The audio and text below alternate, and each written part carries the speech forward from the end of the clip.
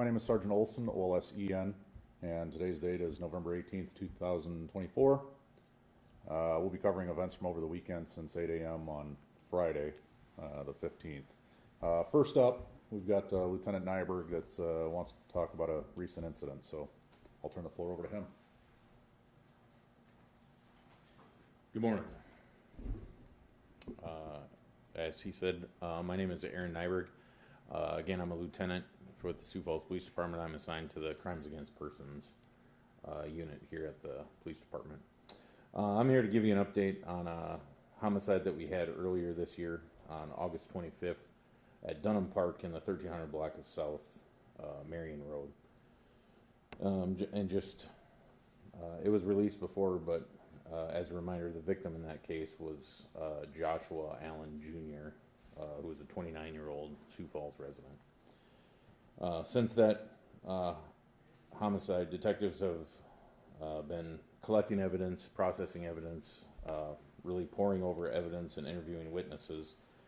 Detectives have also been working closely with the team at the Minnehaha County State's Attorney's Office. Last week, testimony and evidence was presented to the grand jury, and 2 individuals were indicted on charges that were related to the homicide that happened on the 25th. The first individual indicted and a warrant was issued for was arrested. His name was Walter, W-A-L-T-E-R, middle is Deshawn, D-E-S-H-A-W-N. His last name is Stewart, S-T-E-W-A-R-T. 32-year-old Sioux Falls resident. Mr. Stewart was lodged at Minnehaha County Jail for 1 count of murder in the first degree, 1 count of attempted murder in the first degree, and 2 counts of aggravated assault. The second individual a warrant was issued for. He has not been arrested yet. His name, first name is Lamont. It's L-A-M-O-N-T. Last name of Burks. It's B-U-R-K-S. And he's a junior. 28-year-old Sioux Falls resident. That warrant is for 1.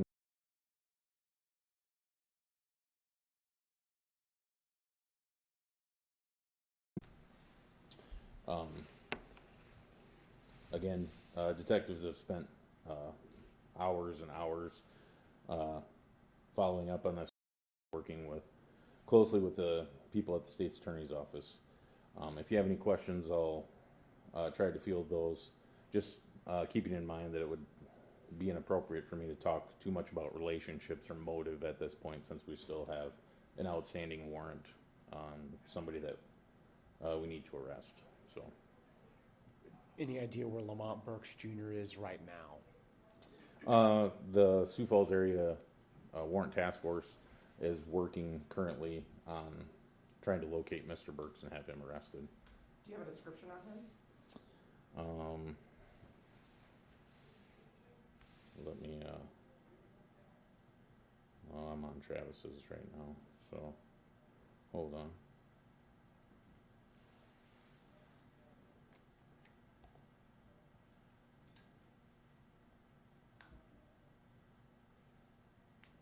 Now you're going to be lost when you get back up here. So.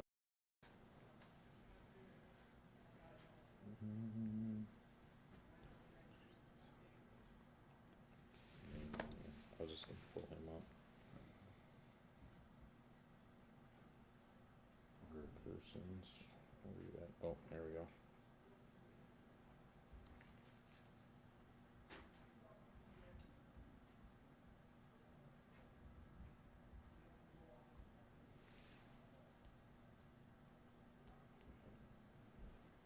All right. So his height, weight, he's 6'3", male, 210 pounds. He's an African American male, and again, he's 28 years old and a Sioux Falls resident. Is he believed to be in this general metro area? I can't comment for sure on that right now. There were a lot of people there that day. What's the context for this? Without getting too much into it, it started out as a dispute and escalated from there. A fight? Yeah. A fight between clearly more than one person or 2 people. Yeah, and again, I can't get too much into specifics about what happened at the park because we still have people to arrest and talk to, so. I think first degree implies to me premeditation. That's what the statute says, yes, if you look at the statute, so. And So then- if there were things that were leading up to this fight that maybe imply that there was some premeditation, can you expand on that at all? I can't at this point, but that's the charge. So Burks and Stewart face the exact same charges. Yes, that's correct. Are they both accused of shooting at several people? As far as the specifics, I don't wanna get too much into it, but those are the charges that we have right now for them. And is it known whose gunfire killed Joshua Allen Jr.? Again, that's more specifics that I can't get into at this time. But there were two guns, there were two separate weapons involved, right? There was more than one gun, yes. Can't remember exactly, but there were different calibers, right? So you Correct, there's more than one gun. You probably could tell which one. But if they're both charged with first degree murder, how, if one person shot him and killed him, but the other person didn't? Yeah, there are more factors at play, and the specifics I can't really get into at this point. So they're the only two accused shooters then? They're the only two that have been arrested or have warrants issued at this time. Is it accurate to say they're the only two shooters? I can't say that at this time. Are you anticipating more warrants? We'll have to see where the investigation leads as we continue. Why wasn't Burks included in that initial press release? He had not been arrested at that point. So, the chief and Sam, over the past several weeks and months, have said, we just need somebody to come forward to help us solve this case. Did somebody come forward with information? Has something changed dramatically recently, or how did that come about?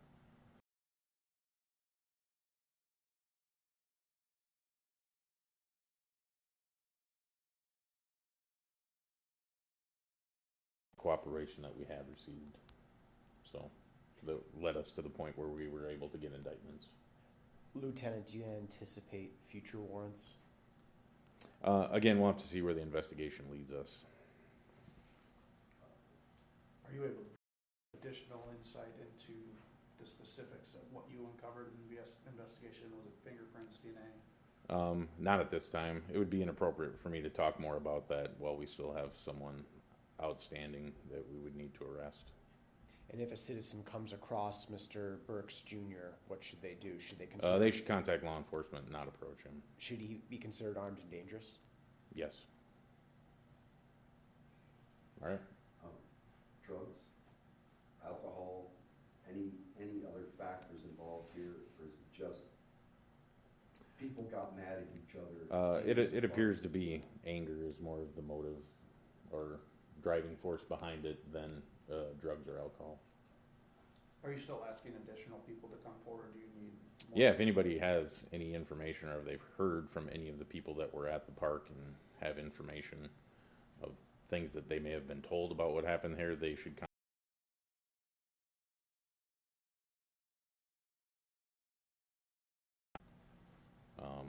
Again, it would be inappropriate for me at this point to go more into specifics, so.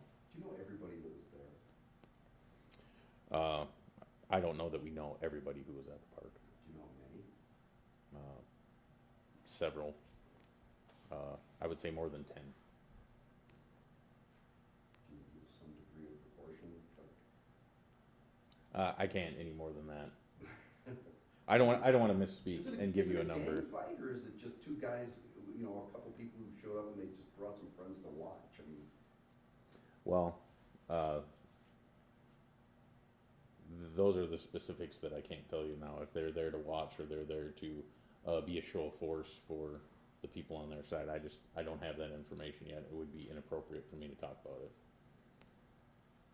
Well, charges are still possible for people. All right. Stewart was listed as a habitual offender. Do you have any word on if Burks is listed as a habitual offender as well? I believe on the warrant it does list as a habitual offender. All right. You're up. All right. A couple newsworthy items from around the city. You guys are probably well aware that South Veterans Parkway opened up this morning. It opened up at 9 a.m. It stretches from Western Avenue to Cliff Avenue. Just a friendly reminder that it is a 50-mile-per-hour speed limit, and to say that we'll have officers monitoring that will be an understatement.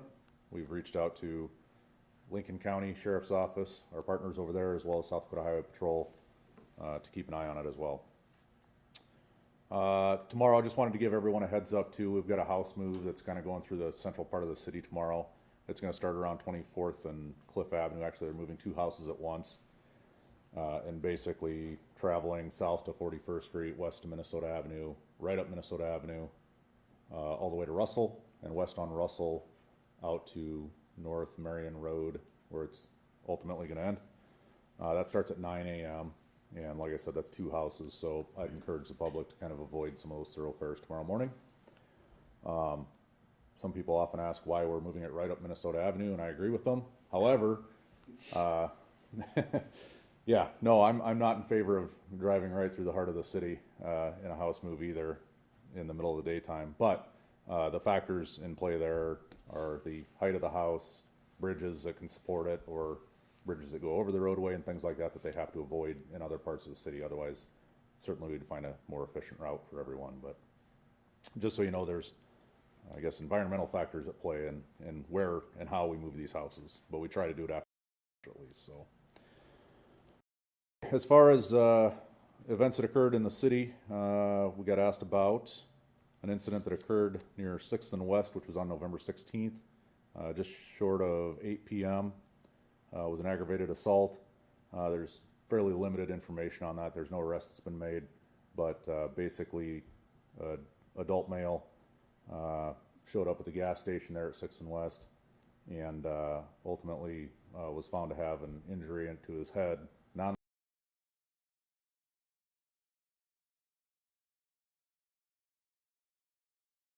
Like I said, we don't really have much more information than that. Is that a fairly uncommon wound? I would say. Yeah, we don't see, I guess, assaults with machetes real often.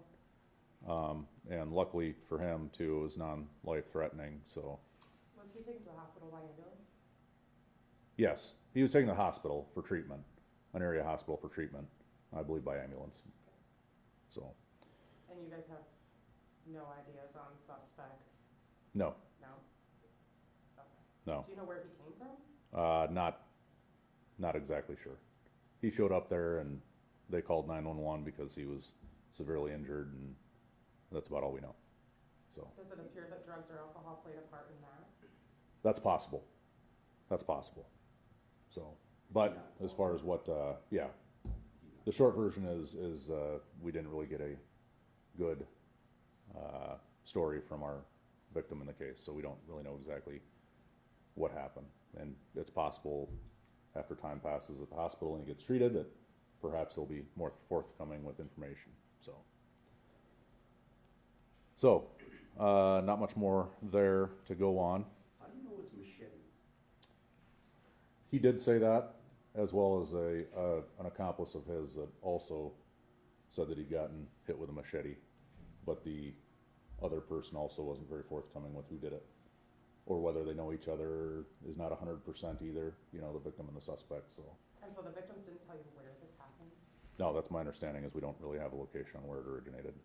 I don't think they were, either of them, very cooperative with the investigation at all, so. There was another aggravated assault worth talking about up near 60th Street North and Cliff Avenue, just short of around 1 p.m. on the 15th, Friday the 15th. This is a case where a victim was, sounds like from what I've read, starting their car up and warming it up in the parking lot near that area, and was approached, I believe, from a stranger, female in this case, who brandished a sword and started threatening the victim with a sword. The victim was not injured out of the episode. And then she started walking off. Officers responded, made contact with her. After a taser deployment, she was taken into custody. She was a 45-year-old female with a T address, last name S-O-S-A, Sosa, first name Rosa, R-O-S-A. And she was, after brandishing her sword, I guess, at the officers too that tried to apprehend her, she was also charged with 2 counts of aggravated assault on law enforcement, in addition to aggravated assault on the victim that was seemingly warming up his car in the parking lot at a hotel in the area. And a small amount of marijuana was found on her too. So she was lodged in county jail for that. Was she trying to take the vehicle? Or- Doesn't seem like it. Just a person was angry and threatening and, When you say sword, yeah, my understanding is it was a legit sword. like a short sword, you know, in the sort of Roman gladius type or something? I didn't see it myself. I guess also see pictures of it. I know it was tagged as evidence, but I think it was a full-size sword. So, and it had a sheath. So, So Rosa Sosa with a sword, correct. that's a good story. Yeah. So,